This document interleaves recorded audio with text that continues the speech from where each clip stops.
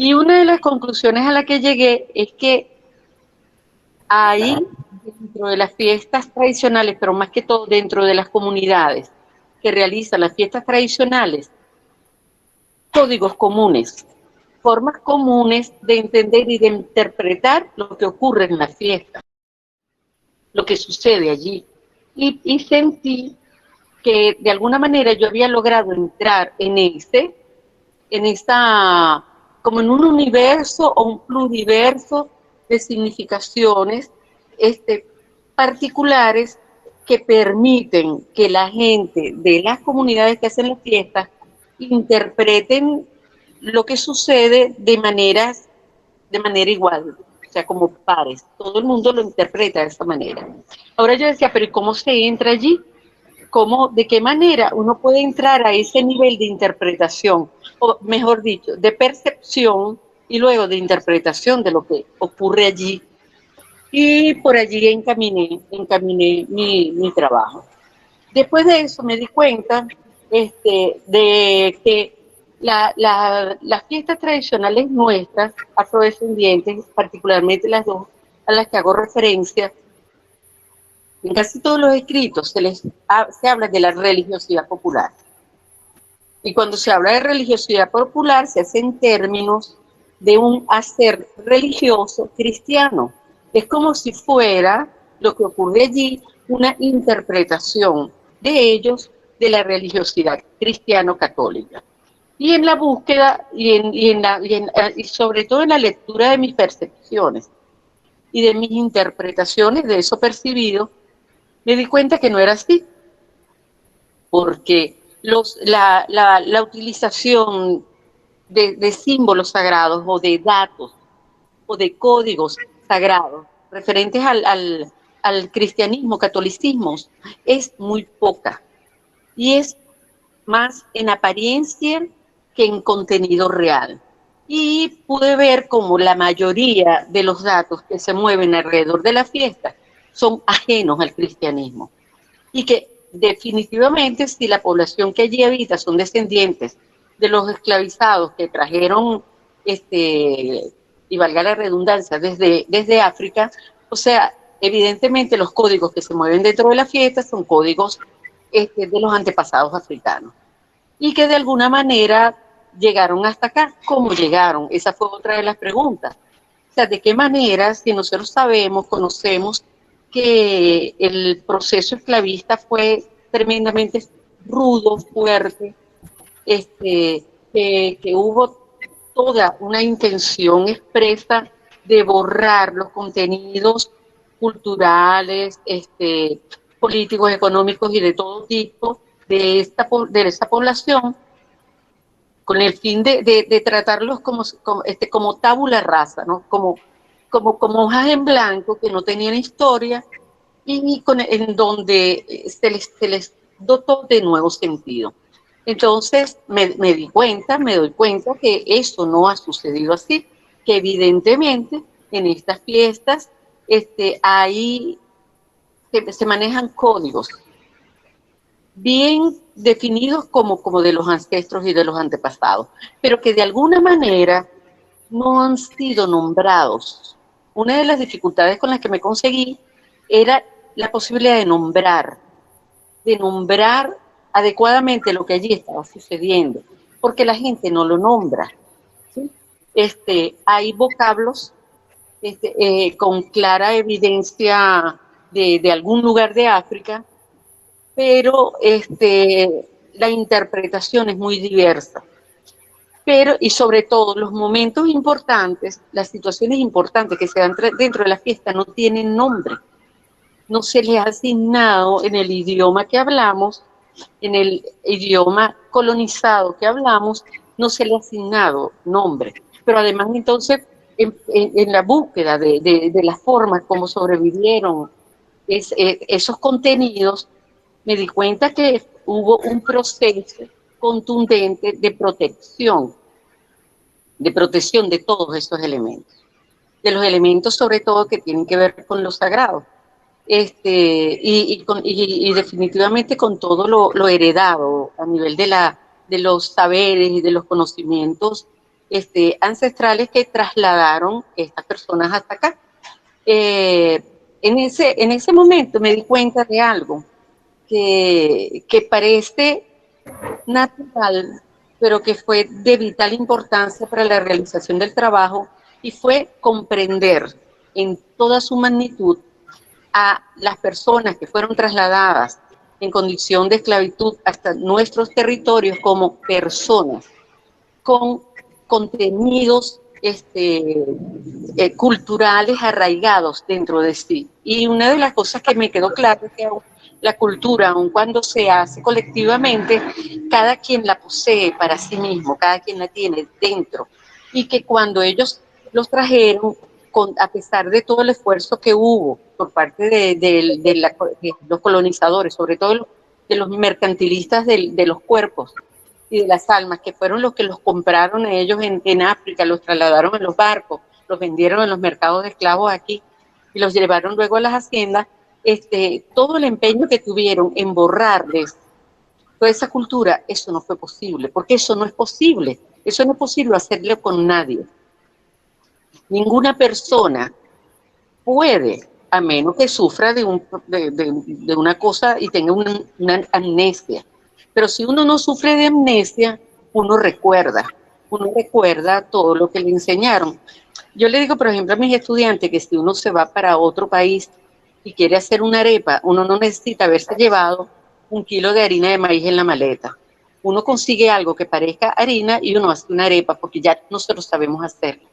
Y fue lo que pasó con ellos. Ellos hicieron los tambores, no tuvieron que traérselos porque consiguieron madera para hacerlo.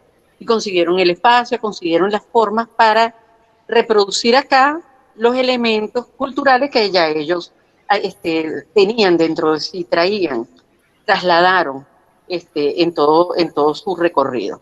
En ese sentido,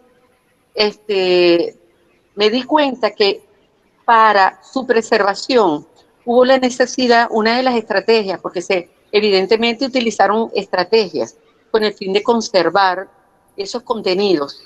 Y una de las estrategias fue el silencio, fue silenciarlo y sobre todo gestualizarlo. Supongo, me imagino, poniéndose de acuerdo para hacer un ritual, para reunirse, haciéndose gestos, señas que no pudieran ver los esclavistas para poderse reunir.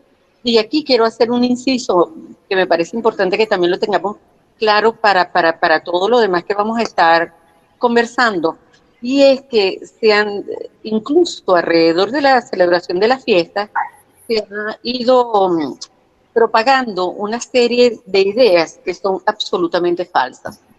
Por ejemplo, esa que dicen que los negros, que San Juan es el santo de los negros y que ellos le rinden tributo a San Juan porque los esclavistas le daban un día libre al año.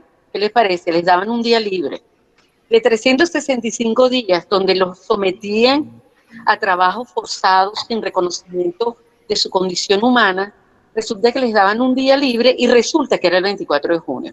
Y resulta que ellos, venidos de África, iniciados precariamente en la religión católica, deciden ese único día libre del año ofrendarle sus tambores a San Juan. Un San Juan que no les pertenecía porque ellos no eran cristianos, porque en sus regiones originarias no existía el cristianismo. Entonces ahí hay una gran mentira. Pero esas son cosas que nos han ido contando, ¿no? De que supuestamente ese único día ellos le cantaban a San Juan. Porque a mí me interesa desmontar la idea que de San Juan nos han vendido a nosotros, de por qué San Juan, de por qué se le rinde tributo a San Juan. Lo cierto es que ellos comenzaron a guardar en su interior, en sus emociones, esto que formaba parte y que forma parte de su cultura anterior al traslado para acá, y comienzan a tomar decisiones acerca de cómo lo van a guardar y de cómo comienzan a hacer nueva reasignación de sentido a lo que están recibiendo del exterior. El exterior viene siendo el orden colonial. ¿Cómo? Porque cuando hablaba de la precariedad con la que se cumplió el propósito de la evangelización de los esclavizados, digo precario porque los dueños de las haciendas, con tanta ansiedad por sacarle provecho a esas tierras y a esas personas, no se dedicaron, como les pedía la Iglesia Católica, que se dedicaran a evangelizar a esas almas perdidas, ¿no? Como ellos les decían, y bueno, fue muy poco enseñarles a rezar un Padre Nuestro, enseñarles a rezar algunas cosas, pero porque lo que estaban era poniéndolos a trabajar hasta la extenuación, porque era lo que necesitaban sacar de él. Entonces, en ese proceso hubo la posibilidad, sobre todo, otra de las estrategias que hubo fue la de hacer simulaciones. Y en eso me ayudó Michel de Certeau, no sé cómo se pronuncia, porque él habla de esas estrategias que utilizaron los pueblos originarios y que también utilizaron los esclavizados para jugar dentro del orden colonial, haciendo creer que estaban aceptando los elementos, en este caso de la religiosidad que les estaban imponiendo, pero por debajito haciendo uso de sus propias sacralidades. Yo hablo de sacralidades y no de religiosidades y no de espiritualidades como una decisión. Primero, no hablo de religiosidades porque lo que se consolidó, o lo que llegó, digamos, de todas estas culturas, múltiples culturas africanas que fueron trasladadas para acá, no hubo una religión consolidada, porque si la hubiera habido en África, en el lugar de África de donde los trajeron, de donde los secuestraron, en todo el proceso de donde los depositaban en África. Luego el traslado en los barcos, luego el paso por los mercados. O sea, eran separados, las familias eran separadas. Y si ellos había un grupo en particular que tenía una religión, fue muy difícil que se reagrupara aquí. Lo que sí tenían todos eran sus propias y particulares creencias, que como digo, se trasladan no en el ser, en la humanidad de cada quien. Cada quien tiene eso dentro de su humanidad. Y por eso hablo de creencias sagradas, no una religiosidad, sino una sacralidad. Ahora, ¿por qué sacralidad? Y, por ejemplo, no espiritualidad. Yo decidí no hablar de espiritualidad porque una de las primeras formas o de las primeras justificaciones que utilizaron los esclavistas para poder esclavizar a estos grupos fue negarles el tener alma. Y el alma es el espíritu. Alma igual espíritu. O sea, si no tenían alma era porque no tenían espíritu. Y si no tenían espíritu, no tenían espiritualidades. Porque las espiritualidades son también facultades que se le atribuyen a los europeos porque es como un estado de elevación maravillosa, ¿no? Que parecida a la estética, como hemos estado discutiendo en el taller con José Luis, y que les permite entrar como un espacio que cuando Fanon habla de esa zona del ser y del no ser, a mí me queda muy claro cuál es esa zona, la zona del ser, ¿no? Porque es una zona muy pequeña, muy exclusiva, en donde cabían un grupo muy reducido de personas, en este caso los europeos, y más los europeos que las europeas. Las europeas, mujeres, por ser mujeres, están como guindando de la orillita, ¿no? Y el resto de la humanidad se encontraba regada por toda la zona del ser. Pero entonces todas estas espiritualidades y toda esa genialidad y todas esas posibilidades de lo sublime fueron atribuidas a ese grupito exclusivo que estaba en esta pequeñísima zona del ser. Pero lograron que todos los demás deseáramos entrar en ese pequeño espacio, cuando que teníamos un espacio muchísimo más grande para movilizarnos. Lo cierto es que cuando hablamos de sacralidades, hablo de un ejercicio humano, hablo de una condición humana que es posible en tanto tenemos cuerpo, en tanto existimos, en tanto estamos aquí. No es esa cosa espiritual que puede pasar porque nos morimos y tenemos alma y viene el alma y se mete y se va y bueno, y todas esas atribuciones que se le dieron al alma y al espíritu, mientras que nosotros en nuestra condición de seres humanos, de humanos, con cuerpo, que respiramos, que tocamos, que experimentamos cosas, que tenemos sensaciones, emociones, percepciones, en esa condición nosotros sacralizamos lo que nos rodea, porque asignamos sentido. En nuestra condición humana nosotros asignamos sentido, ¿sí? Asignamos significación. Y por eso es sagrado, porque nosotros tenemos la condición para sacralizar lo que queremos sacralizar. Y nosotros podemos sacralizar, y es una evidencia en nuestras culturas afrodescendientes, cómo se sacraliza un árbol. En Bobures, por ejemplo, el árbol de donde salen los garrotes o los palos, que se llaman itón, que son los palos que le asignan poder a los capitanes, ellos dicen que vienen de un árbol sagrado. Y eso se origina en mitos. Siempre hay un mito que justifica la asignación de sacralidad a ese árbol. En ese caso, ese árbol tiene una asignación de sacralidad a partir de un mito, y ellos tumban el árbol, cortan los palos, y con eso se le asigna sacralidad a esto. Entonces es como de esa manera como funcionan las sacralidades.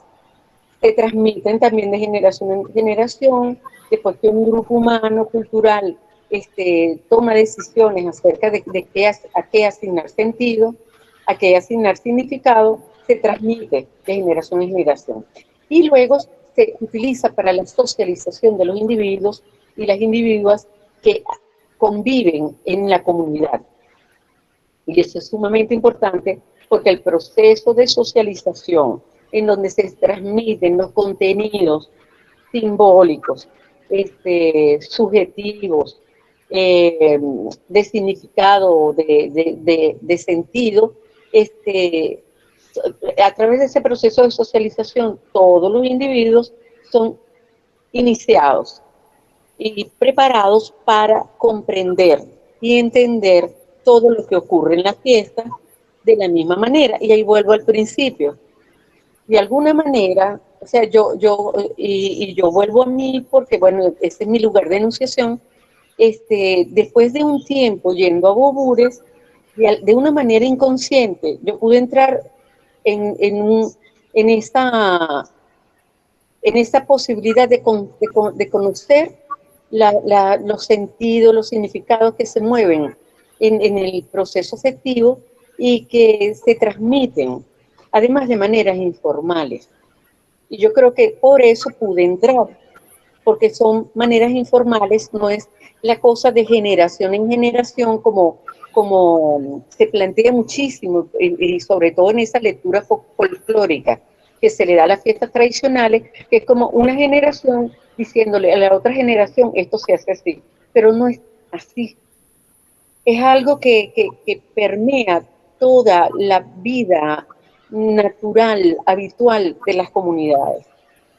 Yo les voy a contar un cuento en una oportunidad yo llegué como un 28 de diciembre. Yo fui con un amigo de aquí de Caracas, que es cantante lírico, Iván García. Iván fue conmigo muchas veces. Nosotros cuando llegamos en la noche, San Benito no estaba en los vasallos, el Chimbangle estaba en otro pueblo. Y nosotros estábamos así ansiosos, ¿no? Por oír Chimbangle, la cosa. Y en la mañana, de repente sentimos que algo se movió y nos despertamos y nos vimos y dijimos San Benito, nosotros llegó San Benito y nos paramos, nos vestimos y salimos corriendo. Y cuando salimos a la calle había muchísima gente en la calle y nosotros, ay sí, llegó San Benito. Y preguntamos y era que había temblado. Y nosotros, la lectura que le dimos al temblor fue como que San Benito estaba llegando y nos había avisado. De alguna manera ya estábamos entrando en eso, ¿no? Que lo hace mucho la gente del sur del lago, que es que cualquier cosa, en todo lo que ocurre, ven, que está San Benito avisando, diciendo, participando en la vida de la comunidad. Y en ese momento yo dije, pues, mira qué interpretación le dimos nosotros a un temblor, pensar que San Benito estaba llegando. Entonces, pero de alguna manera ese proceso entonces no es de generación en generación, sino que es más horizontal, es de todos con todos, es todo el mundo en esa posibilidad de compartir esos significados. Fíjense que en ese proceso los elementos de la fiesta se transforman y lo transforman en ese mismo quehacer constante, permanente de asignación de sentido, de cambios. Ellos transforman constantemente la fiesta, por eso también cada una de esas festividades tiene en este momento, posee, adquirido en este momento elementos simbólicos de otras religiones, pero en ese proceso de reasignación, o sea, se ubica el elemento, se prueba con él y si funciona, se asume se asume y se anexa a las acciones sagradas que se realizan durante la fiesta. Yo quise aquí hablar fundamentalmente de los cuerpos, porque desde diferentes espacios yo fui llegando a esta ontologización y que se deriva de esa posibilidad de que no nos interesa entrar en ese huequito del ser, seguiremos de repente en la zona del no ser, porque no importa ser o no ser, nos importa existir. Y existimos en varias condiciones muy humanas. Una de ellas es el cuerpo. Como el cuerpo nos permite participar de lo sagrado festivo de la manera como lo hacemos. Entonces, es importante entender cómo es el cuerpo, nuestro cuerpo, pero además nuestro cuerpo no vacío de significado, como también a nosotros nos han vendido como el cuerpo, o sea, como que esa separación mente-cuerpo. Entonces, yo pienso aquí, y si yo me saco esto y el cuerpo me queda vacío y se vuelve un alboroto todo eso allá abajo, porque resulta que mi cerebro es el que controla todo. Y resulta que el cuerpo es mucho más que eso. Y lo hablamos bastante en el curso de estética, de cómo terminamos comprendiendo que nuestro cuerpo, nosotros pensamos con todo nuestro cuerpo, nosotros pensamos con las manos, nosotros pensamos con los pies, nosotros pensamos con cada una de las partes de nuestro cuerpo, nosotros además no solamente pensamos, amamos, sentimos, nos expresamos a partir de toda esa maravillosa posibilidad que es el cuerpo. Entonces el cuerpo, el generador, propiciador y desde donde se producen los sentidos, significados y subjetividades con los que habitamos el mundo. O sea que es allí, en cada una de las partes de nosotros y no solamente en la mente. Entonces yo les pido en este momento que nosotros dejemos que la mente se desparrame por todo el cuerpo, por todo nuestro cuerpo, se vincule con todo eso que somos desde todos los sectores nuestros para empezar a comprender y comprendernos desde esa totalidad que es el cuerpo. Entonces, esos significados que desde donde que genera, que propicia y desde donde se producen los significados y subjetividades, o sea, los significados son subjetivos, son sentidos porque los sentimos, sí, los percibimos, son reiterados y son transformadores. es muy importante porque los significados, o sea, hay un proceso circular, como una estrella, con muchas puntas, que sucede porque me transformo, haciendo un nuevo sentido, yo le asigno el sentido, pero además ese sentido me transforma, aun cuando yo fui la que se lo asigné. O sea, yo lo asigno, me transforma y estoy constantemente, estamos todos constantemente en ese juego. Entonces, Ariancita, pon la otra, por favor. Entonces, por eso es que lo sagrado sucede en el cuerpo, con el cuerpo y desde el cuerpo.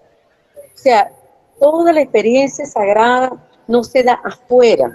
No es un Espíritu Santo que está por allá en algún lugar y al que yo tengo que acceder yendo a la iglesia, meditando, sino que como lo sagrado, como construcción cultural, pero además individual, particular, en tanto condición humana de cada uno, se da en el cuerpo. Entonces, por eso, terminó diciendo allí que las fiestas tradicionales afrodescendientes están cargadas de significados sagrados. O sea, que esto, que la colonialidad nos decía que no era posible para los africanos y sus descendientes por la sola condición de tener cuerpo, ya pues, se da en ellos la posibilidad de generar significados sagrados, o se da en nosotros la capacidad para asignar significados sagrados, para generar sacralidad. ¿Sí? Entonces, no importa si tenemos o no tenemos espíritu, no tiene nada que ver con de dónde seamos, dónde hayamos nacido, no importa el color de piel, la calidad del cabello, sino que si tenemos cuerpo, tenemos la condición humana necesaria para asignar sentido y por ello generar significados sagrados. ¿Sí? Entonces vamos a la otra. Entonces, la sacralidad en los cuerpos se da en función de que en los cuerpos son energía y materia vivientes. O sea, estamos vivos, estamos vivas, y entonces tenemos la posibilidad de que nuestro cuerpo se manifieste lo sagrado, como se manifiestan otras cosas, ¿no? Otras emociones, otras igualitas. Podemos estar enamorados porque tenemos cuerpo, y tenemos cuerpo porque estamos vivas y vivos. Somos energía y materia vivientes. Además, en nosotras, en nosotros, en nuestros cuerpos, se manifiesta, se moviliza la energía vital, ¿sí? Y esa energía vital se produce, además por el hecho de la existencia misma, porque los efectos de las fuerzas del universo nos afectan. O sea, los efectos nos afectan, pero además nos afectan los afectos. Esto parece un trabalenguas, pero hablo de efectos y de afectos. ¿Sí? Entonces hay efectos del pluriverso en nosotros y los efectos tienen que ver con el cosmos, con el clima, con lo que comemos, con lo evidente y material. Pero los afectos tienen que ver cómo me afecta afectivamente eso que estoy recibiendo del mundo y del pluriverso. ¿Cómo me afecta afectivamente? O sea, yo cuando me como una arepa con queso y mantequilla, que yo la muerda y bote así la mantequilla así y el queso se tire, para mí eso es afectivo, para mí eso es un placer inmenso. Y bueno, me imagino que para todos, pero estoy comiendo, sí, estoy realizando el acto natural de ingerir alimentos, que es un efecto del mundo en mí, pero además es afectivo, porque es algo que me genera placer.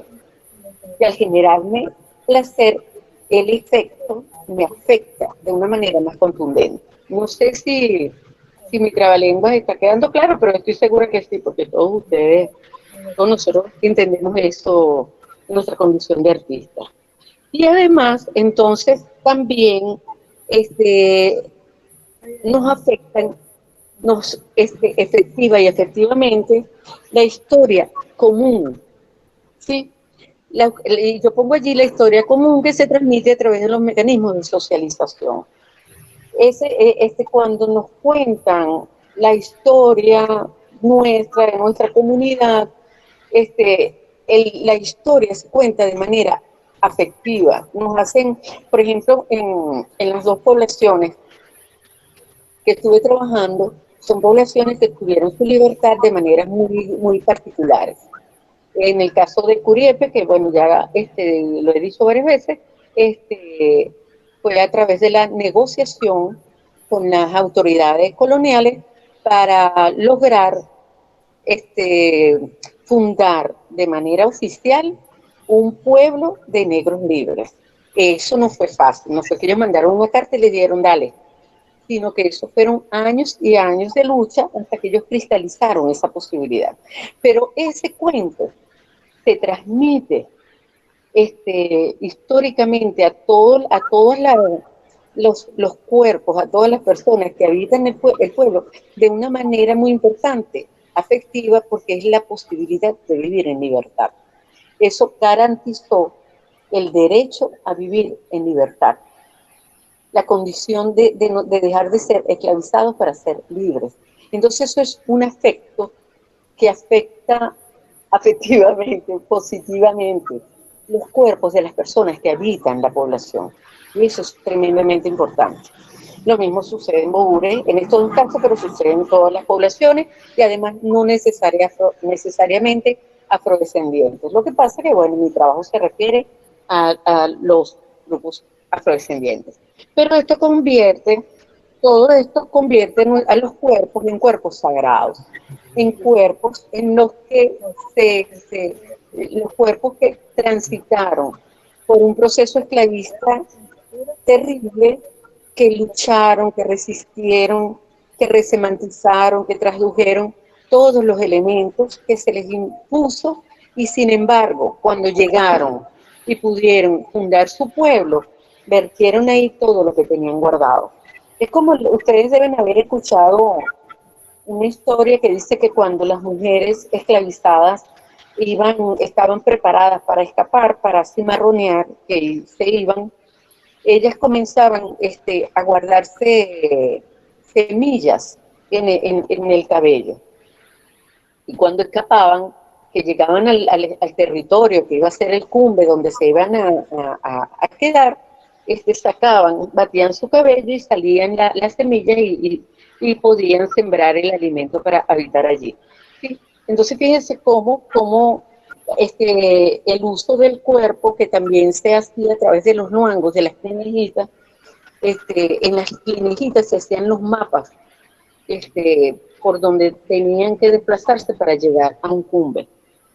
Entonces, también existe en los grupos afrodescendientes la idea o la certeza de que todos los cuerpos, humanos o no, son un solo cuerpo. Es esa conciencia de un nosotros, esa conciencia de la totalidad y de que nosotros formamos parte de esa totalidad, en donde nuestros cuerpos son unos cuerpos más de los que habitan el pluriverso en el que sentiexistimos todos y todas. ¿Qué es la sentiexistencia? La posibilidad de sentir el mundo y existir en él, ¿sí? Con el mundo, con el pluriverso que nos rodea. O sea, formar parte del universo sin esa separación de que aquí están las plantas, aquí están los animales, aquí están, sino que todos estamos existiendo en el mismo momento y en el mismo lugar. Entonces, siendo un solo cuerpo, existimos y somos movimiento, intercambio y transformación constante y permanente. Por eso nuestros cuerpos son cuerpos históricos. Es muy importante, Pellicer, ¿no? Esta posibilidad y me imagino que tú la manejas, de comprender nuestros cuerpos como cuerpos históricos. O sea, cuerpos históricos en donde se vacía nuestra propia historia, donde se evidencia. donde se guarda nuestra propia historia, donde se expresa nuestra propia historia, pero también son cuerpos en donde se expresa la historia de la comunidad, y no solamente la historia de la comunidad, sino de la humanidad. Entonces, somos naturalmente cuerpos históricos. Entonces, es muy natural que en los cuerpos históricos de los curieperos y curieperas se mantenga todavía viva el proceso de negociación para alcanzar la libertad, se conserven en esos cuerpos las historias de la esclavitud, y se conserven en esos cuerpos las historias de las luchas y de la alegría, que esto es muy importante, de la satisfacción y del gozo por haber obtenido la libertad. Porque a ellos se regresa en cada fiesta, se regresa, los cuerpos regresan en su conciencia histórica. ¿Sí? Entonces tenemos los cuerpos históricos de los afrodescendientes y afrodescendientes, y los afrodescendientes, en donde están grabadas la trata esclavista, la esclavitud, la lucha por la libertad, y también, y no lo puse allí, pero el momento gozoso de haber obtenido la libertad. Y también, paralelamente, simultáneamente, son cuerpos sagrados en donde habitan las divinidades ancestrales, porque es imposible negar que los afectos o los efectos afectivos de las sacralidades ancestrales se borraron de los cuerpos, se borraron de esos cuerpos históricos, en su condición de históricos. O sea, evidentemente, miren, hay un libro que se llama Historia de un cimarrón, yo no sé si todos lo conocen o todas, que es un trabajo que se hizo con un señor en Cuba, que fue cimarrón. Es muy interesante porque yo creo que es la única posibilidad de escuchar hablando a un cimarrón, y de cómo él cuenta de cómo ellos le pedían a sus ancestros que por qué le preguntaban por qué los habían abandonado, que por qué habían permitido que ellos vivieran esa experiencia tan fea, tan dura, tan dolorosa. Y ellos constantemente se comunicaban con sus ancestros. Él habla de los barracones, de las haciendas y los ingenios en Cuba, y cómo dentro de los ingenios a la medianoche ellos se paraban y hacían, y cómo hacían las figuras de sus deidades en madera, con las patas de la cama. Ellos labraban como sus símbolos ancestrales, y les hacían rituales allí. Entonces, yo no dudo que aquí haya sido igual. Ellos tenían esa necesidad, y yo creo que qué mayor necesidad de recurrir a los ancestros que verse encadenados en la bodega de maloliente de un barco durante meses, ¿ah?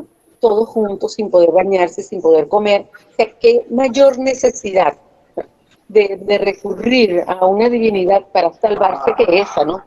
Evidentemente. Entonces, lo cierto es que en los cuerpos sagrados habitan las divinidades ancestrales, los sistemas de creencias sagradas, como mecanismos de preservación y protección de las sacralidades ancestrales. Entonces, es importante porque se fueron generando sistemas de creencias sagradas que, vamos a pasar hacia el otro, que surgieron de los sistemas de interpretación sensible. Son muy importantes los sistemas de interpretación sensible. ¿Qué es la interpretación sensible? ¿Cómo interpreto yo lo que siento, lo que me genera sensaciones? O sea, los afectos y los efectos me generan sensaciones, y yo interpreto sensiblemente esas sensaciones que estoy recibiendo del mundo, de lo exterior, y eso va generando sistemas, porque somos sentipensantes, sentimos y pensamos, y por eso somos capaces de generar sistemas de interpretación. Yo interpreto esto así, y esto me da como resultado aquello, y después de allí voy para allá y voy generando por ejemplo, el ciclo de la promesa. cuando yo tengo una necesidad. Esto es un sistema de interpretación sensible. Yo tengo una necesidad. Necesito que Pellicer me aumente el sueldo. Entonces yo voy y le digo San Juan, yo digo, nada, le voy a pedir a San Juan para que, a ver si San Juan habla con Pellicer, para que Pellicer hable con alguien para que me aumenten. ¿Verdad, Rosa? Vamos a pedirle a San Juan. Entonces yo voy, me paro frente a San Juan y digo, oye, que San Juan, ya los reales no me sirven. Oye, yo necesito, por favor. Claro, además, la fiesta de San Juan tiene un momento para que la gente se le acerque. ¿Sí? Ahí voy en el momento justo en el que debe suceder. Hablo con él, digo, San Juan, yo necesito que tú me hagas esto, yo a cambio te voy a ofrecer tal cosa. Y bueno, yo entro en un momento de percepción alterada, pero diferente, porque a partir de ese momento que yo me comuniqué con San Juan y le pedí, yo voy a estar constantemente viendo señales, ¿no? Señales de que probablemente San Juan lo va a hacer, o como que va a suceder. Entonces, mi percepción se agudiza. Cuando lo consigo, cuando tengo ese aumento, yo digo, bueno, ya es hora de irle a pagar promesa a San Juan. La promesa a San Juan, busco lo que le ofrecí, voy a la fiesta y en ese momento, en el momento en que se justifica el pago de la promesa, pago la promesa. Y en ese momento, en esa comunicación particular que tengo con San Juan, yo veo que San Juan se sonríe y yo veo en esa comunicación algo único y maravilloso y se consolida con eso mi sistema. Entonces, todo el mundo, cuando tú llegas, ay, yo tengo un problema, la gente te dice, pídele a San Juan, porque ya ese sistema está instaurado, porque, bueno, todos lo han vivido. Entonces, bueno, quiero leerles esto. Dice, en las cosmogonías de las y los afrodescendientes, las personas existen íntegramente, totalmente, en una conjunción de mente, alma, espíritu, cuerpo, palabra, sensaciones, movimientos, emociones, miedos, seguridades, confianzas, deseos, gozos, etcétera. Somos todo eso simultáneamente, que se entienden como condiciones naturales de existencia. Existir, y fíjense, eso es algo sumamente importante, porque cuando nosotros nos asumimos con miedos, con seguridades, con emociones, con deseos y con gozos, en ese momento nos distanciamos del ser colonial, ¿sí? Blanco, en donde hay que controlar las emociones, ¿sí? Porque hay que controlar las emociones, no podemos ser emocionales. Lo que la colonialidad nos dice es que tenemos que controlar las emociones, tenemos que estar bien claros, tenemos que ser equilibrados, etcétera. Y resulta que esta condición nos expande la posibilidad humana de existir, de estar en este cuerpo. ¿Sí? Entonces, ¿qué se entienden como condiciones naturales de existencia? Es normal que todo eso pase. Existir expande la percepción de la vida hacia límites infinitos, de la vida en todas sus posibilidades, generando vínculos temporales y no temporales, espaciales y no espaciales, o con espacialidades diversas, y mágicos y no mágicos. O sea que yo me vinculo durante un tiempo con algo, pero no necesariamente es el tiempo conocido, pero no solamente es durante un tiempo, sino en el momento en el que yo quiera. Y en ese sentido, las sacralidades diversas de las que hablo tienen la particularidad que se pueden manifestar en cualquier momento y en cualquier lugar. O sea, esas sacralidades afrodescendientes, heredadas, y que me dan esa posibilidad de ser sagrada, me permiten que en un momento en que yo sienta que estoy pesada, que las cosas no me están saliendo bien, yo simplemente agarre un pedazo de jabón azul, me vaya para el río, me enjabone, me dé 3 volteadas en el río y yo salga de ahí sanada y rejuvenecida. Y por eso hablo de espaciales y no espaciales, porque no se dan en un espacio particular. Y ahí, bueno, me remonto a lo que dice Mircea Eliade. Mircea Eliade habla de un tiempo y un espacio sagrado.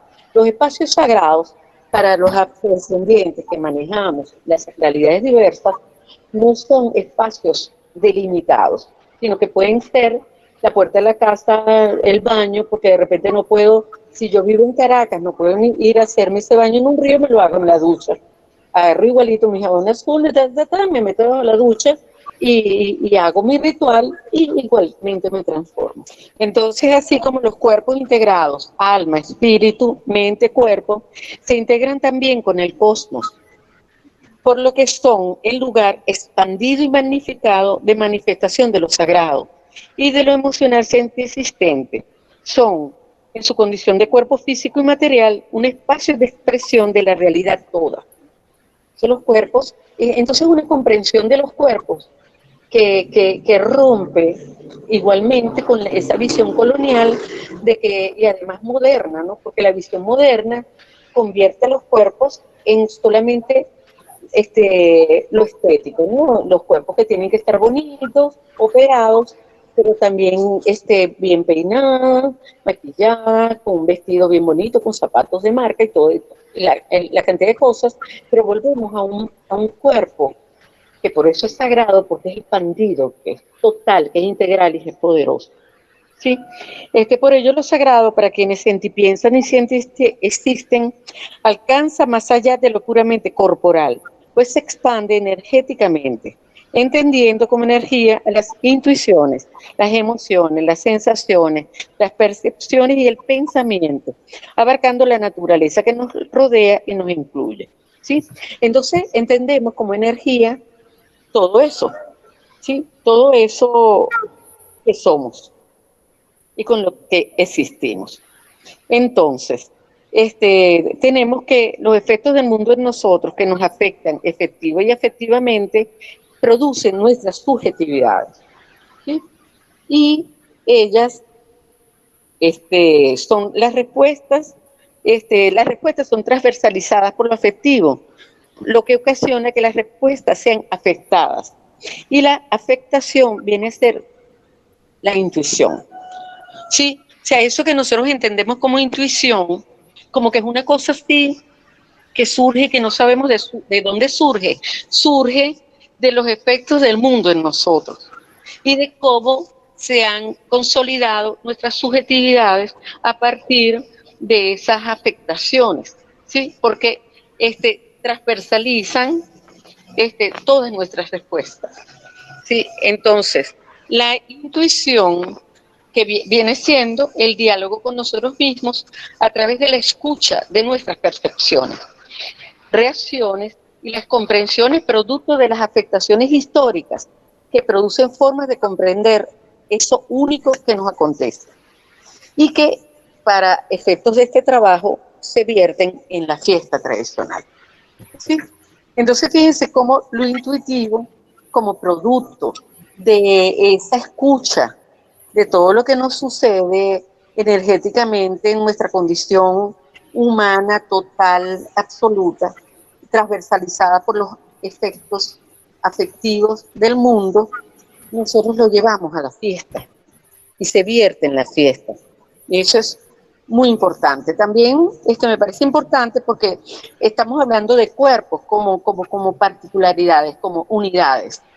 Pero hay una categoría que es la resonancia intensiva, que es de Shelley Rolnick, que ella dice que los otros y las otras viven efectivamente en nuestros cuerpos a través de los afectos y que son los efectos de su presencia en nosotros.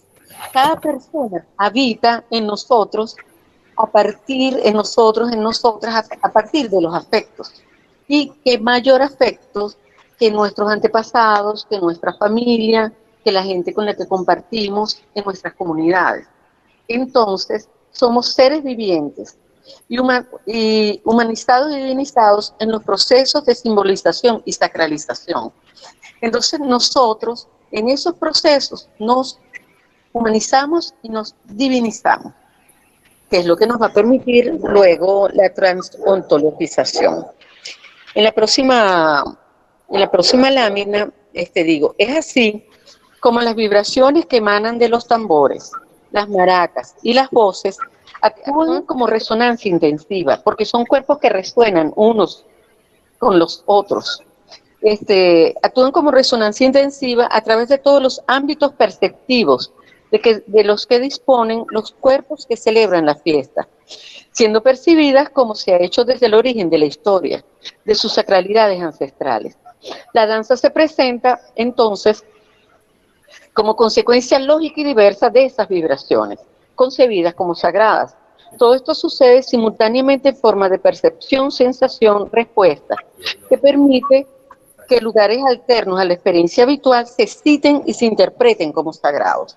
Entonces, ¿qué pasa? Que bailamos, no bailamos porque hay que bailar así, porque no es algo que tenga que ver con las formas, tiene que ver con que es el producto de las vibraciones, que lo que está sucediendo allí, cómo me afectan y cómo esa afectación genera movimientos sentidos, movimientos que son rítmicos, pero movimientos que son sentidos, ¿sí? Y que han sido subjetivizados históricamente. Se crea en los momentos cenis una energía colectiva que mediante las diversas resonancias producidas por cada tambor, cada maraca, cada flauta, cada canto y cada coro, lleva a todos y todas más allá de sus límites, alcanzando el éxtasis, generando expresiones, movimientos y gestos que se experimentan como nuevos, pero que vienen de las formas ancestrales de realizarlos. La gente dice, y siempre pasa, y ustedes deben haberlo visto, como cuando entra a bailar alguien, dice que baila como la abuela, por ejemplo, dice, está bailando a su abuela, porque en un momento determinado comienza a moverse como se movía la abuela, o como se movía la tía, y la gente comienza en esos momentos a moverse, por eso digo que parece que fueran nuevos, esa persona siente que está improvisando, pero en ese momento de alguna manera su cuerpo se traslada a esa memoria histórica, sagrada ancestral que tiene y comienza a bailar a todos los demás. Son momentos muy, muy potentes en el desarrollo de las fiestas. No se parecen a los movimientos que la cristiandad ha prescrito históricamente para el desarrollo de su religiosidad, sino más bien opuestos, pues el cristianismo exige piedad y recato, mientras que en las manifestaciones de las sacralidades afrodescendientes, la alegría y la felicidad de la plenitud y la libertad se expresan en los cuerpos que bailan, cantan, se ríen y se abrazan emocionados, con una emoción que es subjetividad existente en movimiento, intercambio y transformación. O sea, ahí se manifiesta toda esa posibilidad expresiva de los cuerpos, esa capacidad expresiva que tienen todos los cuerpos, no solamente los afrodescendientes, pero que ellos, en su condición cultural, los realizan de esa manera. Entonces, esta próxima lámina, fíjense bien, yo coloco aquí en el medio, esto es una presentación así como, yo no manejo bien este PowerPoint, me hubiera gustado hacer algo diferente, pero coloco al centro la trasontología. La trasontología es la posibilidad de trascender la condición de ser. Y es sumamente importante porque no nos detenemos en que no somos considerados como que no somos y que logramos llegar a ser. No, nosotros pasamos por encima la condición de ser. Y esa trasontología viene a ser una victoria sobre la religión católica que niega el temperamento para experimentar lo luminoso. Lo luminoso viene a ser lo magnífico, lo fascinante de la experiencia sagrada. Pero además es la superación de la ficción, de la separación entre el ser y el no ser, porque es una ficción, es una ilusión creada para hacernos sentir, creer que nosotros, afrodescendientes, indodescendientes, chinodescendientes y todo lo demás, no teníamos la condición, la posibilidad. Pero entonces esto supera esa ficción. Además, es la trascendencia, trascendemos la genialidad atribuida a la percepción estética. Esa genialidad, esa posibilidad de lo sublime, lo trascendemos en ese momento. Y se genera porque produce también una liberación de la esclavitud, una recuperación de las creencias sagradas ancestrales y con ello de la felicidad. Entonces, ese momento trasontológico que nos ofrece la fiesta tradicional sagrada, es un momento maravilloso porque eliminamos y borramos todo eso, eso todos esos fetiches que se crean para dominarnos, para interiorizarnos, los trascendemos y existimos. Y por eso la existencia es esa posibilidad de eliminar todas esas limitaciones e ir más allá. Yo voy a terminar escribiendo algo, la primera vez que yo estuve en Bogures, no, fue en Palmerito, la primera vez que yo fui al sur del lago, fui a Palmerito y fui 6 de diciembre en Palmerito el día de San Benito, el día 27 de diciembre, y el día 26 hacen gaita de tambora. Nosotros fuimos un buen grupo de personas que estudiamos en la Fundación Bigot, nos llevó Juan de Dios Martínez nos llevó, y nosotros pasamos el 26 en la gaita, y bueno, gaiteamos bastante, y como a las 12 de la mañana nos dijeron que había salido el chimbangle, y salimos corriendo. Yo recuerdo que yo salí corriendo hacia donde estaba el chimbangle, y cuando me volteé venían atrás todos los demás. Todos salimos corriendo cuando nos dijeron chimbangle. Pero cuando llegamos al chimbangle, y sonó ese chimbangle poderoso, yo recuerdo que yo me mareé, me revolvió el estómago, fue una cosa así, y entonces me puse a llorar, y yo me senté en la acera, y conmigo todos los demás, nosotros estábamos todos sentados en la acera llorando, porque la cosa fue demasiado contundente. Y recuerdo que el chimbangle, uno de los personajes que están siempre en el chimbangle es el señor que lleva la botella de ron con el vasito para irle dando a los tocadores. Y este señor nos vio a nosotros en un estado tan deplorable que nos dio a cada uno un traguito de ron como para ver si nos recuperábamos. Y la gente pasaba al lado de nosotros y nos sobaba la cabeza como diciendo, ay, pobrecitos. Y para mí fue inexplicable la contundencia de ese momento. Pero ahora para el trabajo yo hice una explicación del momento y con eso voy a cerrar. Entonces dice así: la primera vez que bailas chimbangles teniendo los tambores trepidando a tu lado, comienzas sintiendo que su sonido te rodea, para luego colarse por tu piel, tus músculos y tus huesos, haciéndote sentir como si te fragmentaras, como si todos tus niveles de conciencia vibraran por separado.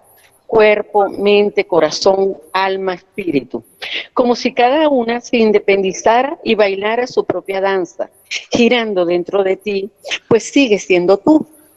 Cada conciencia vibra, danza, según su nivel de trascendencia pluriversal, y resuena en todas las demás, logrando que se conforme una armonía vibratoria rítmica, muy rítmica, incluso melódica. Al principio eso te marea, sientes náuseas y deseos de llorar. Eso sucede porque te entiendes de forma individual y monolítica. Pero después, cuando eres capaz de entrar en la conciencia de las sacralidades diversas ancestrales de la comunidad y comprendes que lo que ocurre es una reacción de tu ser sentiexistente a una sacralidad compleja y profunda, llegas a disfrutarlo mucho y a sentir altos niveles de gozo y placer. Cuando logras ver con todo tu ser sentipensante y sentiexistente, ves tu alma, tu corazón, tu espíritu y tu cuerpo liberados, vibrando y danzando con las otras almas, corazones, espíritus y cuerpos. Y es cuando tu danza se hace colectiva y pluriversal, y bailas con todo lo que eres, acompañando a todo con lo que existes en ese maravilloso momento. ¿Sí? Y la última lámina es como una imagen que quise poner de ese momento maravilloso en el que nos transontologizamos a través de la fiesta. Y bueno, hasta aquí llega mi exposición de hoy. Vamos a conversar, me gustaría escuchar sus opiniones, sus comentarios, lo que ustedes deseen. Nada, que fantástica tu exposición. Yo no voy a entrar en esos aspectos filosóficos del ser, del no ser. Yo lo que sé es que reviví con tu narración eh, esos momentos de en Palmarito, porque yo también estuve hace poco, estuve en ese encuentro que hace la gaita de tambora con el chimbangle, ¿no? Y, o sea, tienes la capacidad, pues, de describir, es un proceso de descripción eh, muy ontológico de esa experiencia, ¿no? Esa experiencia tan maravillosa, porque uno la vive, la siente.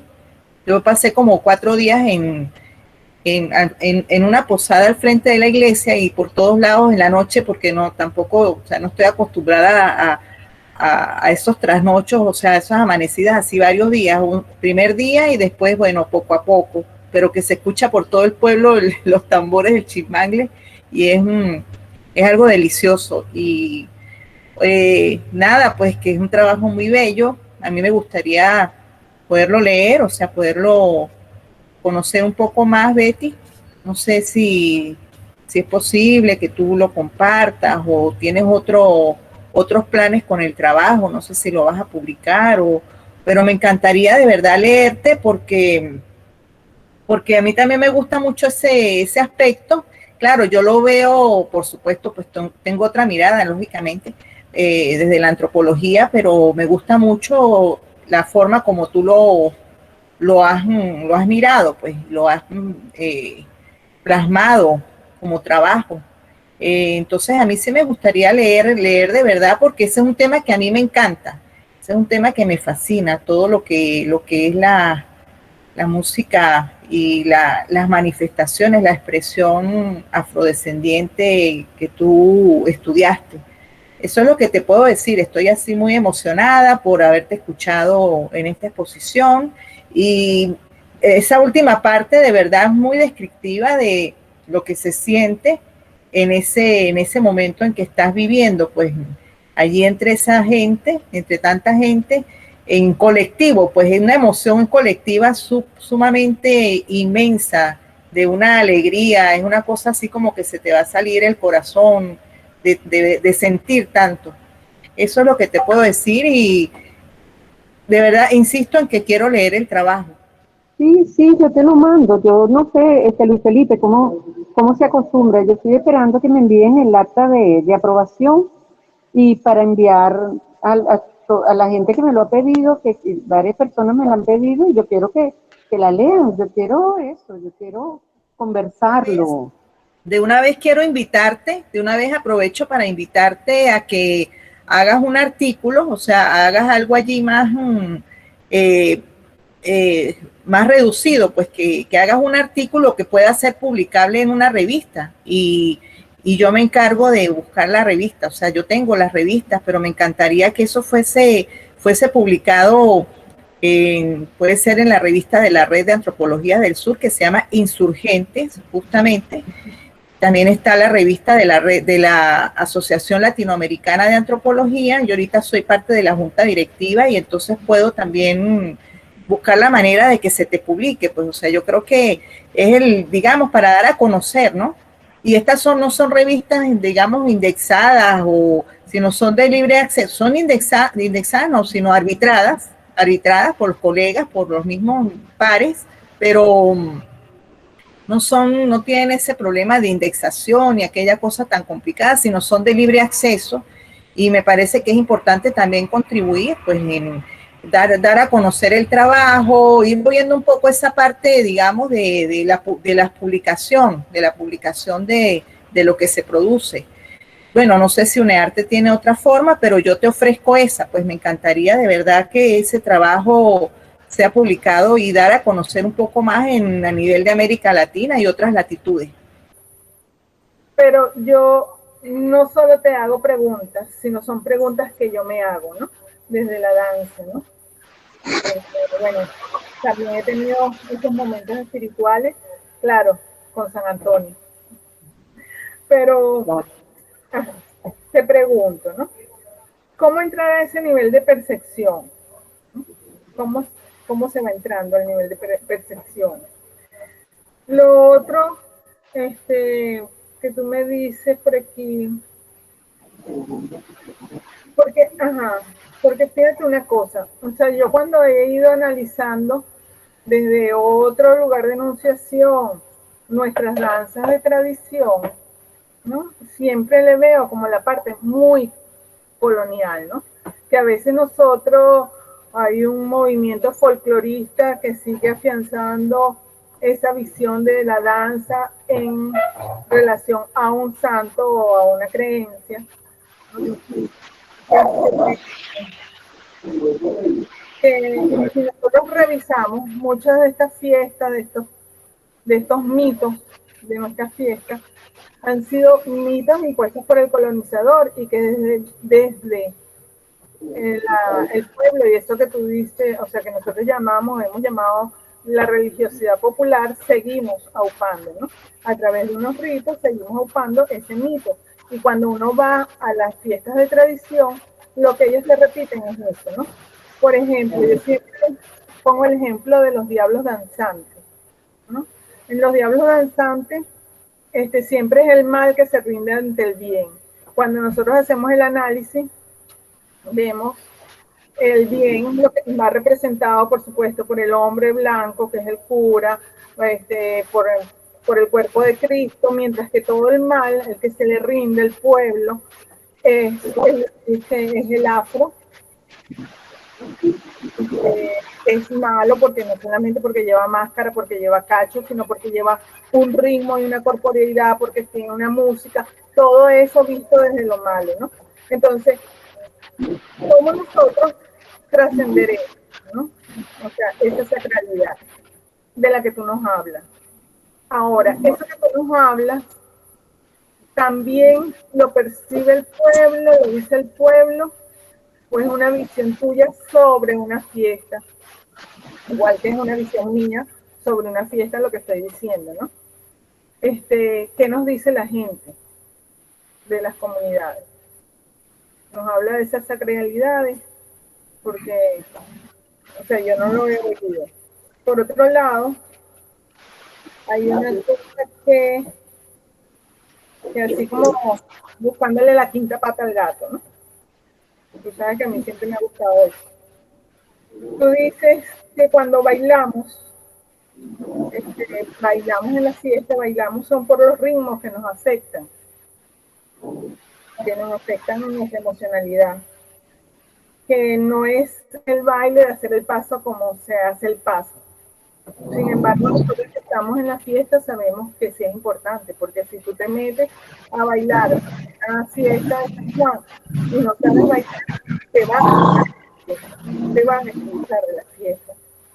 Sobre todo en estas fiestas que son como de parejas, ¿no? A lo mejor en San Benito no lo ves en esas fiestas colectivas donde todo el mundo va llevando un paso y no importa el paso que lleve. Pero en otras fiestas sí es importante. Y sí importa. Y si eso fuese así, entonces, ¿por qué estamos nosotros enseñando a bailar desde el UNEARTE? No lo enseñemos, ¿no? Digamos, vayamos a su fiesta. Entonces, es una cuestión que me hago y te hago, me pregunto. Y otra cosa que me causó así como cuando tú dijiste, es que nosotros hablamos un idioma colonizado. Pero es un idioma colonizado, entonces si es un idioma colonizado, entonces todo lo que hacemos es colonizado, ¿no? O sea, yo no lo creo, yo creo que ya eso es nuestro, porque nosotros no hablamos el idioma del invasor, ¿no? Nosotros nos entendemos, pero también hay cosas que hemos resignificado y además nos hemos apropiado de eso. Fíjate, porque el problema con las danzas es verlo como un movimiento que se repite. Y yo no estoy negando que cada una tiene su manera de bailar, porque como son cuerpos históricos, los que están bailando guardan la historia de las formas como se baila. Y cuando yo decía que baila como su abuela, es porque está bailando como históricamente se ha bailado.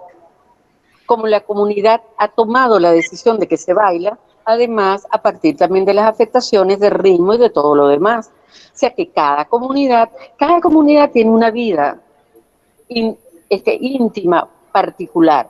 una vida íntima común de la comunidad, que genera formas de entender el mundo, de entender su realidad, de moverse, de sentir y de expresarse. Y eso es lo que determina la forma como bailan, cómo se mueven. No es que esto se baila moviendo la mano para acá y la mano para acá, sino es lo que implica que esa mano vaya para acá, o sea, el significado que tiene que esa mano vaya para acá y vaya para allá. O sea, lo que estoy tratando es de darle un sentido a ese movimiento que se hace cuando se baila y que nosotros hemos transformado en una cosa puramente de imagen, ¿sí? Como que así se debe ver cuando me muevo. Pero ¿qué pasa cuando me estoy moviendo? Tú comenzaste preguntando que cómo entro para entrar en esas sacralidades. Yo siento que es cuando nosotros permitimos abrir nuestras percepciones, y no solamente abrirlas, nosotros siempre percibimos. La cosa es que hagamos una interpretación de lo que percibimos, y que esa interpretación de lo que percibimos parta de esa sacralidad. Por ejemplo, si yo nunca he estado en una fiesta tradicional y voy a ver pero bueno, no quiero hablar del 23 porque es mi lugar de enunciación particular. Bueno, eres de La Guaira y bailas cumaco de Aragua, de allá de La Guaira, bailas tambor de La Guaira. Entonces tú vas la primera vez a Barquisimeto, vas la primera vez a Sanare y ves a la gente bailando. O sea, si tú no lo ves con los ojos, con las percepciones que lo hace la gente de ella, tú no vas a entender qué está pasando, porque tú lo vas a seguir viendo con tu mirada de La Guaira. Y te va a ser difícil comprender. Pero cuando tú te quitas eso y te permites, abres tus percepciones y permites que eso entre en ti y permites que haya tus interpretaciones, que se generen tus propias subjetividades alrededor de eso que está pasando, tú entras en esa energía que se está produciendo allí y comienzas a ver. Y cuando hablo de ver, lo hablo en el sentido del que hablaba Carlos Castañeda, cuando don Juan le explicaba que ver no es igual que mirar. Mirar es cuando uno pasa por encima y ve los objetos. Cuando uno ve la realidad de eso que está viendo. Ve lo que implica, lo que trae, lo que transmite. Entonces, esa posibilidad de ver se amplía, se presenta, digamos así que se presenta, que eso es lo que hace el capitán de lengua. El capitán de lengua sabe, ve el momento justo en que Aje va a bajar para entrar en la imagen de San Benito. ¿Y cómo lo ve? Lo siente, lo percibe, porque abre sus canales perceptivos y se permite interpretarlos como la historia de la comunidad lo ha hecho históricamente. ¿Sí? Entonces, no hay una contradicción con las formas particulares como cada comunidad baila, pero también como cada comunidad toca sus tambores, como cada comunidad los canta, como cada comunidad realiza sus fiestas, porque entra en eso, y por eso hablo del proceso de socialización de cada una de las comunidades, porque cada comunidad genera sus propios procesos y con ellos sus propios resultados. Que los resultados somos los que vemos nosotros cuando venimos de afuera, pero la gente vive en ese constante proceso dando respuestas y generando diálogos constantes entre ellos a partir de sus significaciones, de sus universos de significación. Entonces, claro, sí, lo que estamos haciendo en UNEARTE es una barbaridad. Poner a los muchachos a que simplemente repitan un movimiento porque es así. Porque es así, pero ¿por qué es así? Bueno, y no podemos explicarle por qué es así. ¿Ves? Y claro, y nosotros tenemos que discutir sobre eso, y nosotros tenemos que ver qué decisiones tomamos acerca de eso. Porque nosotros hemos visto la danza tradicional en UNEARTE como si fuera el ballet. Como si cada movimiento tuviera un nombre, como si cada paso tuviera un nombre, como si fuera un ballet de corte. Y son implicaciones completamente distintas, completamente diferentes, que requieren una discusión necesaria. Y sí, Ariane, estoy segura, mira, la primera vez que yo bailé camunangue, que fue en un taller de la Bigot y que me estaba dando clases Dora Peña, Dora me reclamaba que yo bailaba el tamunangue muy salseado. Pero ¿de dónde vengo yo? Del 23 de enero, y que se baile en el 23 de enero salsa. O sea, ese es mi lugar de enunciación y yo bailaba todo salseado. Poco a poco me permití, eso lo entiendo ahora, pero yo creo que en la medida en que fui yendo a las fiestas, me permití abrir mis canales perceptivos, mis diálogos, mis escuchas, y permití que todo esto me afectara afectivamente. Y comencé a sentir otras cosas. Y por eso descubrí en ese momento que veía a San Benito riéndose, que yo había entrado en estos niveles de percepción y de comprensión y de interpretación de eso que estaba percibiendo. Y por eso logré comenzar a ver lo que la gente de allá está viendo y ve constantemente. No, chévere, Arián, porque nosotros hemos vivido juntas una cantidad de cosas en cuanto a esto. Nosotras estudiamos juntas y después cada quien ha estado y se adueñó, permitió, nosotros decimos que nosotros nos adueñamos de las fiestas, pero ellos se adueñaron de nosotros. Curiepe se adueñó de mí, Bobure se adueñó de mí, como el San Antonio se adueñó de ti. Y ya tú estás allí y ya tú no te puedes escapar. Y el joropo tuyero. Ajá, y el joropo tuyero, ellos se adueñan de uno y ya uno no puede escaparse. Esos cuerpos no le pertenecen a ustedes, le pertenecen a una comunidad, a una familia y a un amor. No, tampoco así. Tú sabes que, Betty, yo estaba pensando y digo, bueno, sí, son cuerpos festivos y cuerpos sagrados.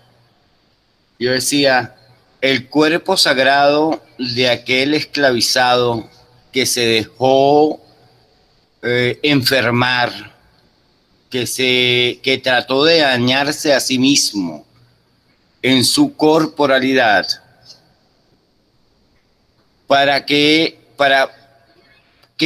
bajar de precio, para que su mujer pudiera comprarlo. Ese cuerpo también es muy importante. Es un cuerpo también sagrado. Es un cuerpo sagrado, porque él de una persona que decide deteriorarse para bajar de precio en esa, digamos, en esa dinámica de esclavización que existió en nuestro país. Mira, Pellicer, a mí me parece tan importante, aunque parezca... ¿Cómo cantamos a ese cuerpo? Ajá, es importante que conozcamos, mira, a los estudiantes de UNEARTE, que yo les doy saberes populares y tradiciones, cuando les hablo de la esclavitud y les muestro lo que realmente fue la esclavitud, ellos quedan sorprendidos, porque no se nos ha informado adecuadamente de lo que fue el proceso esclavista, de lo que significó para la dignidad, para la salud, para la integralidad de esos cuerpos, de esas personas que transitaron por ese proceso. Para que además en este momento la gente termine diciéndole negro tenía que ser. ¿Ah? O sea, después de por todo lo que pasaron, también tener que sufrir en este momento desracialidad, ser racializados, después de todo por lo que pasaron. Entonces nosotros, es una parte de la historia que nosotros tenemos que aclarar para que todas y todos conozcamos eso, aunque la gente, no, pero ay, no, eso es muy feo, ¿cómo vamos a hablar de eso? No, pero eso pasó. O sea, vamos a tapar el sol con un dedo. Eso pasó y eso fue así, con toda esa barbarie, con toda esa violencia. El proceso esclavista fue violento, fue terrible, y los que sobrevivieron son los que ahora están allí. Entonces, bueno, vamos a reconocer toda esa historia incorporada en esos cuerpos y que se vierte en esa fiesta. Y no podemos seguir viendo las fiestas tradicionales, la fiesta como unos negritos bailando tambor. Tenemos que ir más allá, a que están vendiendo cadera y sudando. Tenemos que ir más allá, necesariamente. Gracias. Bueno, yo soy Ananda Shakti, estudiante tesista de UNEARTE Mérida. Agradezco mucho la invitación a este espacio.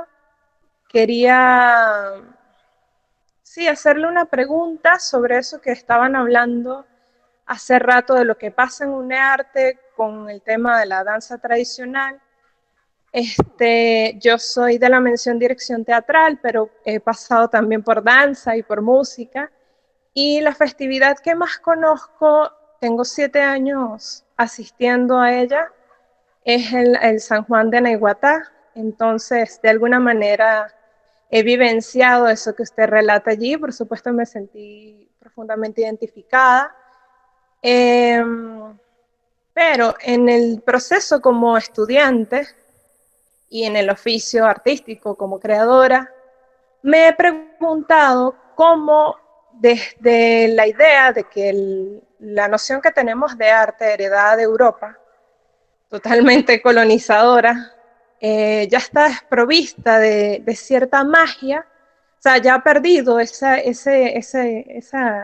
cosa luminosa, inefable, y lo que ha hecho más bien ha sido reproducir forma sobre forma de una manera totalmente vacía. Entonces, al descubrir eso, como que no siento, como que establezco la comparación de los procesos entre lo que se experimenta en una manifestación tradicional y lo que se vivencia y lo que también se puede vivenciar o no en lo que nosotros llamamos arte, entre comillas, ¿no? Y cómo está vaciado de contenido de alguna manera.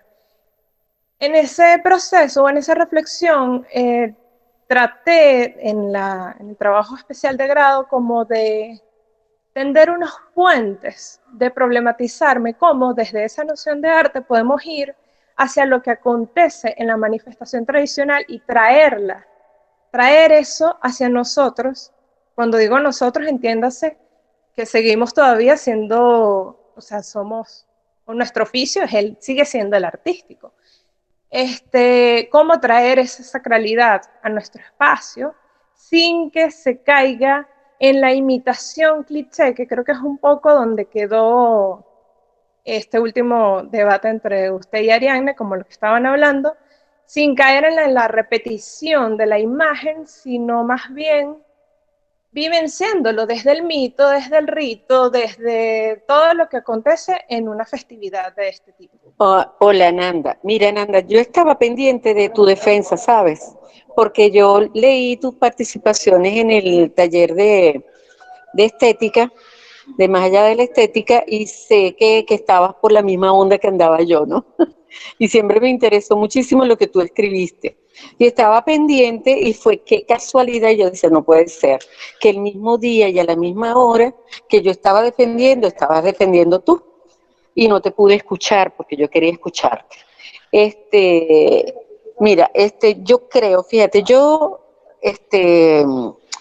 soy también creadora para la escena, he dirigido grupos, en este momento no, pero por lo menos estuve durante 20 años dirigiendo un grupo llamado Muga, y mi necesidad era ver, yo no quería reproducir la fiesta en el escenario, porque eso no es posible. Lo que sucede allí no puede suceder en el escenario por sus implicaciones de todo tipo, por las implicaciones de todo tipo que tiene. Pero hasta donde llegamos nosotros en el grupo fue a la idea de, en tanto todos nuestros cuerpos son susceptibles de ser sagrados, todos nosotros, todas nosotras, tenemos la capacidad de asignar sentido y de asignar significado, lo que nos hace creadores y creadoras de nuestra propia existencia, sin hacer uso del secreto y de las cosas de autoayuda, pero sí lo hacemos de hecho. Para el escenario, yo traté siempre de que la propuesta escénica fuera un ritual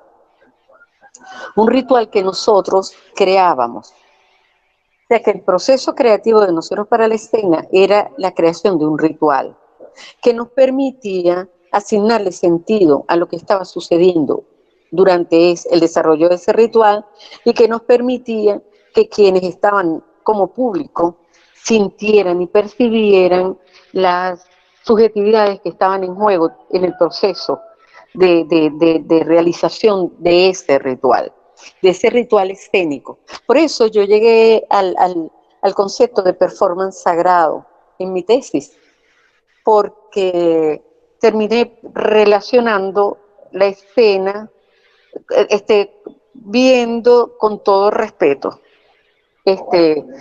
la fiesta como un escenario en donde sucedían cosas con esas características en las que cada quien cumple un rol, como sucede en el escenario, cumple un rol dentro del desarrollo de eso que sucede allí. Por ejemplo, yo hablo del performance sagrado como el momento en el que se propicia la apoteosis luminosa. Por ejemplo, tú que conoces el San Juan de Naiguatá, el momento en el que está todo ese gentío afuera de la iglesia esperando la salida del santo. Eso es el performance sagrado. ¿Qué está haciendo cada quien? Lo que está sonando. Los tocadores tocan una cosa, los otros hacen otra cosa. En el momento justo de la apoteosis luminosa, que es el momento justo en el que se une lo divino y lo humano, que es el momento de la transontologización, ese momento fabuloso también es un performance. Forma parte del performance sagrado, pero en ese momento es apoteósico. Pero también cada quien cumple una función allí. ¿Qué pasa con todo ese popote de tambores que empiezan a sonar de una manera intensa? Lo que pasa con toda la gente saltando, gritando, eso es un performance sagrado. Por eso yo lo llamo performance sagrado, porque se mueven, se ponen en juego las sacralidades, la energía sagrada de esos cuerpos en resonancia intensiva, vibrando con todo lo que está sucediendo allí. No sé si eso responde a tu pregunta, Ananda.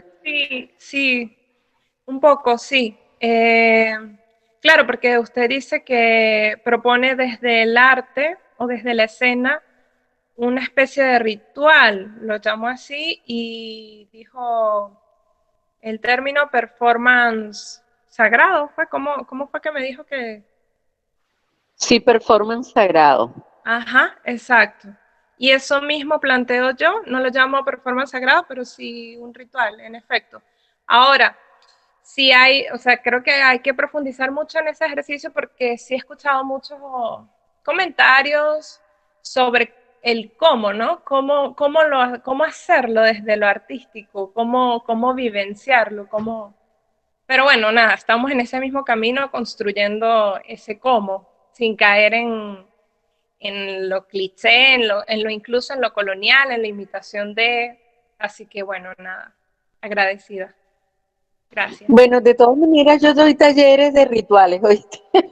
Lo que pasa es que en el proceso me ofrezco para ir a Mérida.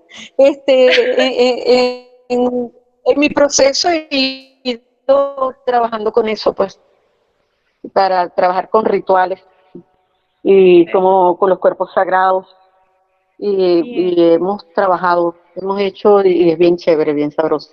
¿Cómo podemos hacer un ritual para lo que deseemos, con lo que queramos potenciar, con lo que queramos vincularnos? Y cómo comenzamos a reconocer esa posibilidad sagrada de nosotros. Tú dices que el baile, pues ese tema del sentido de lo que uno enseña cuando enseña una danza tradicional, me interesa sobremanera, ¿no? Y tú dices que el baile es un acto sagrado. Si es un acto sagrado, o sea, si hay una realización del cuerpo sagrado y no solamente de un cuerpo bailante en el asunto, entonces, digamos, una representación de la tradición popular sería algo así como una representación de una misa, o sea, como la representación de un acto sagrado. Y los actos sagrados, la representación de los actos sagrados, no, digamos, nunca representan el acto sagrado mismo. Más bien en el vacío de la comercialización o de la simplificación o instrumentalización de la vida, pasa a ser solamente, digamos, el acto sagrado, un acto formal en el que se cumplen unas determinadas pautas. De resto es fundamentalmente un acto espiritual. Es decir, lo que está vivo en el acto sagrado, sea un acto sagrado del pueblo que sea, es fundamentalmente la emoción y el significado que tiene para la comunidad que participa, para la gente que participa. Si tú tomas las formas y separas las formas de la sacralidad del acto y representas la forma, no hay acaso ahí una profanación. Y yo digo, no en las representaciones tuyas, por supuesto, pero le estaba comentando a Arián que qué terrible que yo no te he visto, que me encantaría hacerlo.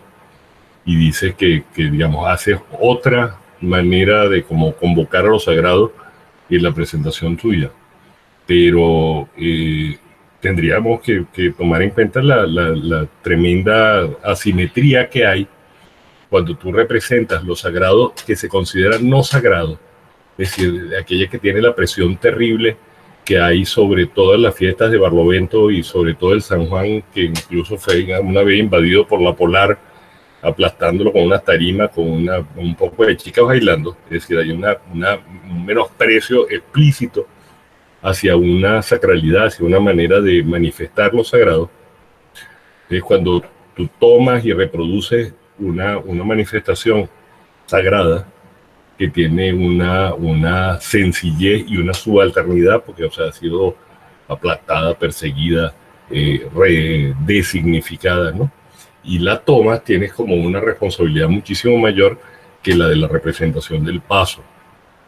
La representación del paso y la separación de la danza, de la sacralidad o del significado que tiene el ritual, la participación espiritual de todo el cuerpo, de toda la comunidad, de unión de la comunidad que tiene el acto de la tradición, es una de esas cosas que a nosotros debería preocuparnos, pero más, pues, ¿no? O sea, de las cosas que tienen que aparecer como más protagónicas de cualquier tipo de discusión conceptual.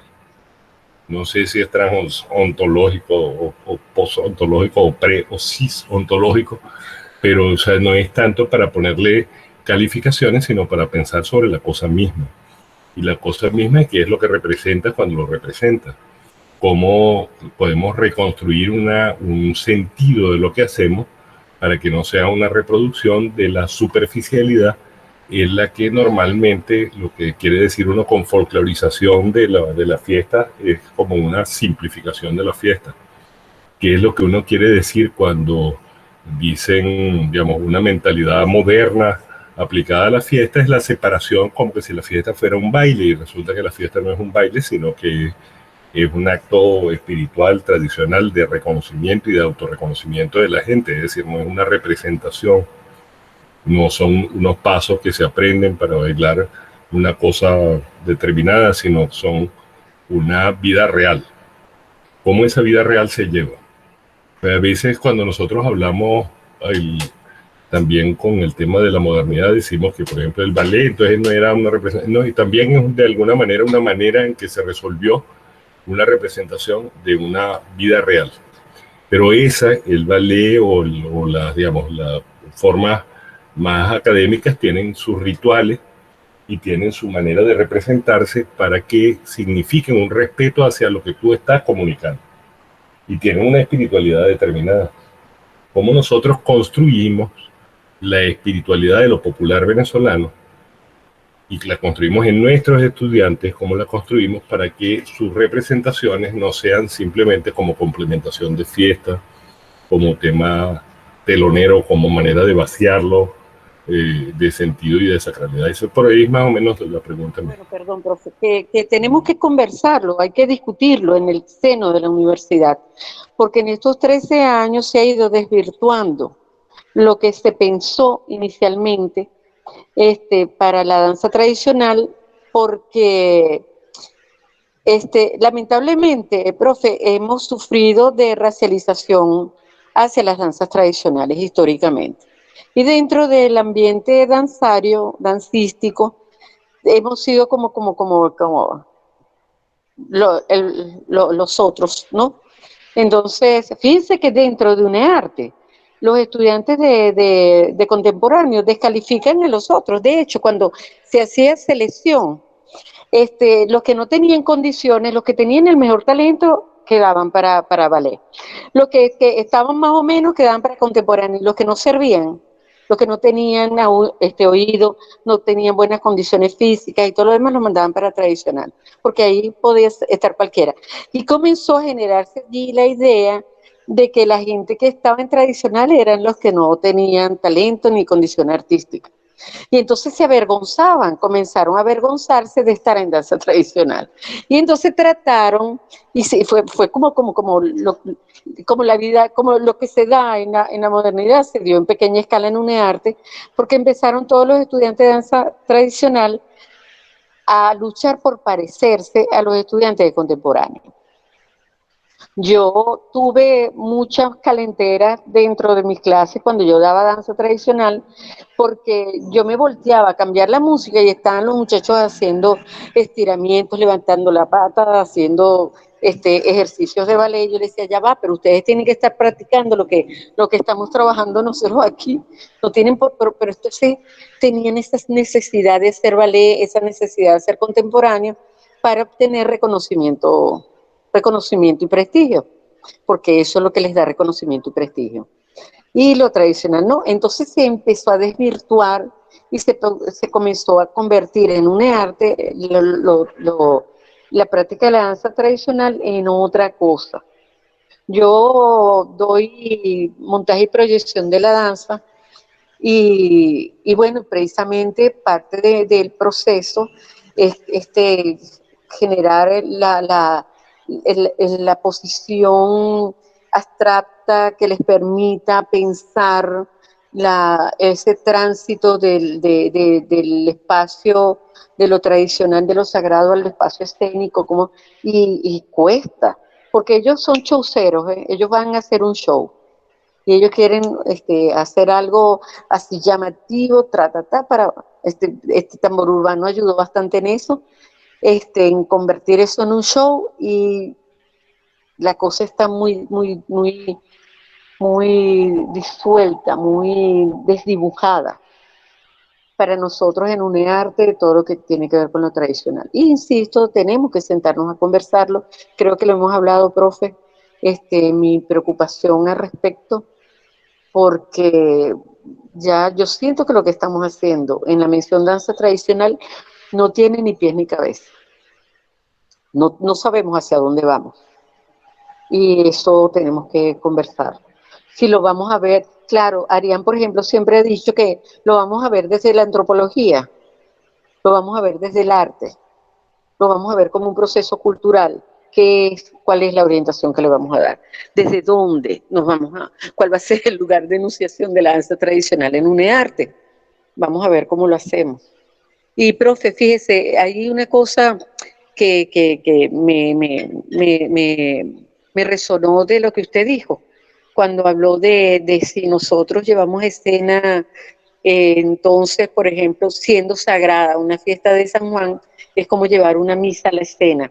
Lo que pasa es que las características de las sacralidades diversas son otras, y cuando yo hablo de sacralidades diversas, ellas, en este caso las trato en la fiesta tradicional, pero también transversalizan la vida. Por eso hablo de una epistemología de lo sagrado, porque transversalizan la vida, la existencia de la gente de las comunidades, y considero que son las personas que habitan esas comunidades son sujetos que están sujetos a sus sacralidades ancestrales, y por eso transversalizan la cotidianidad. Sí, entonces lo sagrado allí no es esa cosa cerrada, protegida, que no puede ser tocada, sino que es disfrutada y gozada. Sí, y por eso compartida muy libremente. ¿Ves? Porque claro, o sea, son maneras de ser sagrado, es lo último que lo que dice, está bien. Pero, digamos, yo creo que la forma misma en que está ubicada o pensada el tema de la danza tradicional en UNEARTE ya la ponía en desventaja.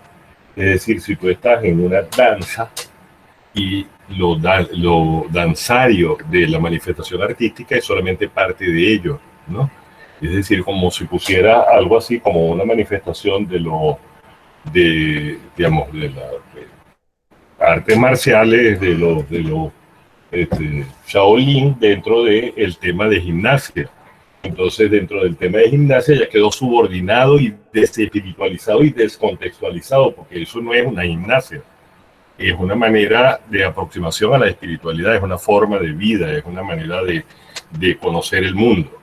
Entonces, no es una danza, es decir, no es solo una danza, pues es una danza que ocurra separada en un escenario distinto, en una cosa separada de la vida, y nada más al ubicarla dentro de eso, entonces aparece comparada dentro de dos cosas que sí son formas danzarias, que está específicamente establecida en cómo va a ser su escenario y que está construida para ese escenario, como es el tema de la danza clásica o de la danza contemporánea, que está constituida para escenario, que es otra cosa, que es un discurso de otro tipo, independientemente de la espiritualidad que carguen o no. Allí lo que hace es reducir la danza. Entonces está ubicada en un sitio que no pareciera que es el sitio apropiado para eso. Es como si metiera una misa otra vez, para usar el mismo ejemplo que estaba usando antes, como una manifestación teatral. Y una misa no es una manifestación teatral. Tiene su teatralidad, pero la teatralidad no es la misma que de las piezas de teatro que están escritas como teatro.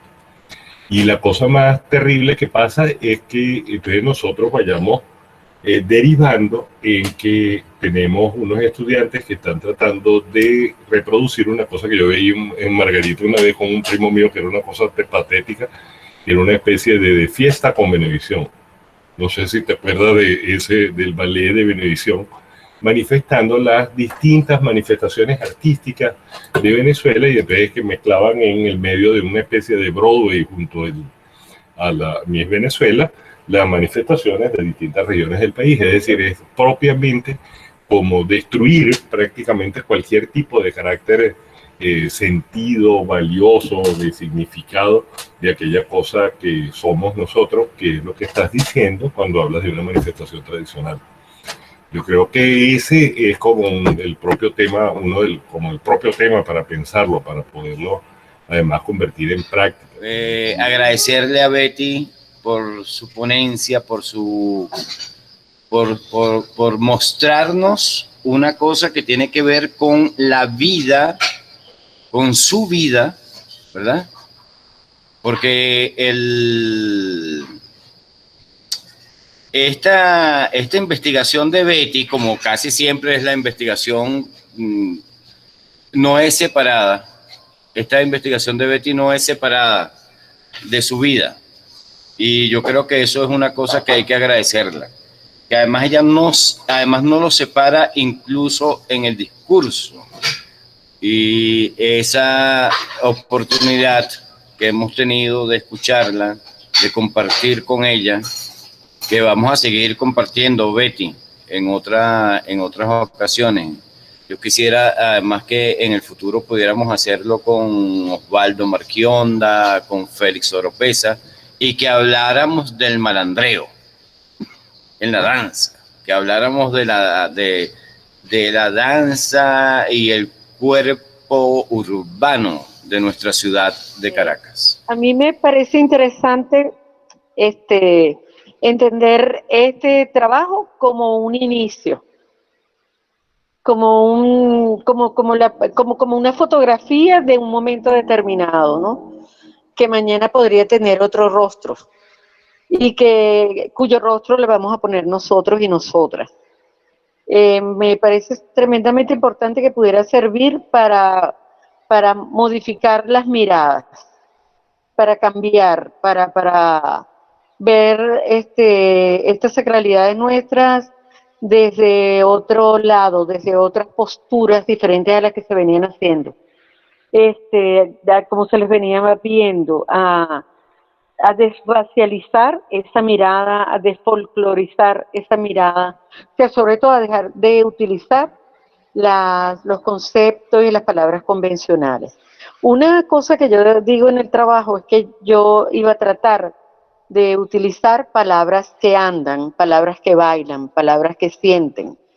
Y para eso me inventé palabras. Y yo considero que es muy fácil para nosotras, nosotros, sobre todo caraqueños, caraqueñas, pero también para todas las venezolanas y venezolanos, resemantizar las palabras. Nosotros todo el tiempo le estamos asignando otro sentido a las palabras, fácilmente en la cotidianidad, en el malandreo constante.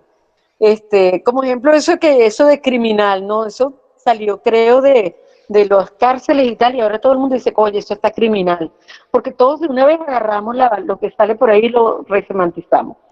Yo estoy proponiendo la resemantización de varias palabras que podrían, y lo coloco allí, modificarse, que en otro momento yo consigo una palabra que me parece mejor y comience a utilizarla para decir eso que estoy diciendo ahora. Y que no conseguí palabras dentro de la comunidad porque la gente no lo dice, no lo llama, no le ha asignado un nombre, o si se lo asignó en algún momento no lo dice por esa necesidad de silenciar, pero que puede cualquiera de nosotros conseguirla. Lo que sí pido es eso, la posibilidad de ampliar las capacidades perceptivas de esa realidad que está allí, que es nuestra. Mira, yo al principio hablaba de las sacralidades otras y duré como 3 semestres hablando de sacralidades otras hasta que un profesor me decía, pero ¿por qué otras? ¿Desde dónde estás hablando tú? O sea, tú estás hablando desde el cristianismo para decir que eso es otro. Si tú estás hablando desde ellas, eso no son sacralidades otras. Y fue así como, ay, Dios mío, no puede ser. O sea, fue un descubrimiento maravilloso y bueno, me transformó. Porque como es algo que está ahí, pero que nosotros no hemos querido ver, o no se nos ha permitido, o se nos ha ocultado, verlo de esa manera, cuando lo comenzamos a ver, bueno, empezamos a darle interpretaciones diversas y múltiples. O sea, que cada uno y cada uno de nosotros puede ver estas sacralidades y llamarlas de otra manera. Y verlas de otra manera, descubrir otras cosas desde el momento en que nos insertamos. Lo que sí digo es que tenemos que entrar. Si seguimos viéndolas desde afuera, no tiene valor lo que digamos. Y soy categórica en eso.